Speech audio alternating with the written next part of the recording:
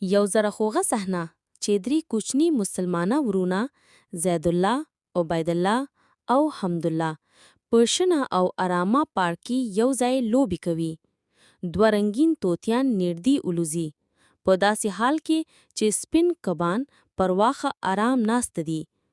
ماشومان مسکی دي، دودیزې جامې یې اغوستې دي او له طبیعت سره یې له زړه نه خوند اخلي. یو خوشاله صحنه چې زید الله خپل کشر ورور حمدالله له یو کوچني سلایډ نه ښکته کوي او عبید الله دوه طوطیان ویني چې د ونې پر څانګه ناستي. شاته آسمان صاف او لمرنی دی او سپین کبان الوزي. دا یو مینناک، رنگین او لوبیز پارک ښیي.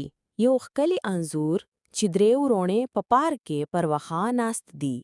کبان ته دانې ورکوي او له یو شین طوطا سره خبرې کوي چې د حمدالله پر لاس ناست دي. دا صحنه د ورورولۍ، له ژویو سره د مهرباني او د آرامتیا او خوښۍ فضا ښکارندویي کوي. یو سینمایي شیوه په یو رنګین پارک کې چې درې کوچني هلکان زید الله، عبید الله او حمدالله په خوشحالۍ سره منډې وهي. طوطیان د دوی پر سر الوزي او کبان چاپیرې الوزي. لمر ځلوي، ګلان غوړېدلي او د ماشومانو خندا فضا ډکه کړې ده.